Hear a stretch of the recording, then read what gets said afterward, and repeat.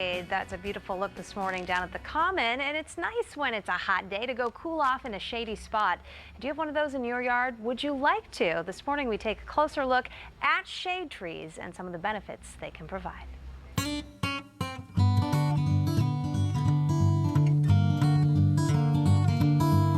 It is a hot day. Peter Mezitt, Weston Nurseries. Why are we standing in the sun? Let's go into the shade. Okay, we're going to do that. And that's what we're talking about today, right? Absolutely. This is my favorite shade tree. This is the house where I grew up in, and this is the big beech tree right in front of the house. It's a tricolor beech. It's beautiful. It's got variegated leaves that are really colorful in the spring. So no offense, but this tree's been here a while. Oh yeah, at least 60 years. Yep, and I've watched it grow up. And what's great about these shade trees is just look at the dense shade that it casts. It really does cool you down. And the other thing it does is it cools your house down. Right, and in both seasons there are benefits. Right, so in the summer it cools the house. In the winter when the leaves fall off, it actually helps the sun get through and continue to heat the house. It really is beautiful. Is there a lot of maintaining to it? Or? Really none at all. And it really keeps its shape. When the shade tree gets above the other trees around it, which are more your understory trees, it has the dominant growth in the area, and it keeps a beautiful shape. I actually want to show you a few more too, like an oak tree that we have right over here. So here we are, another beautiful tree, and I'm noticing this one is also huge.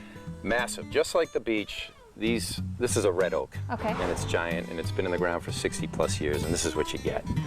Just like the beech, you get a perfectly shaped crown. You don't have to do anything to it.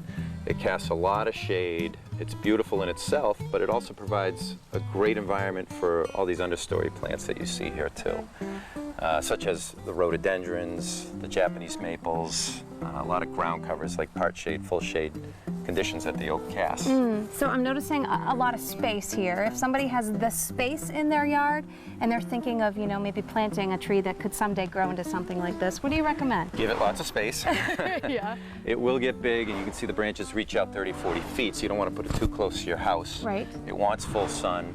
Give it room to grow. You're really planting something like this for future generations.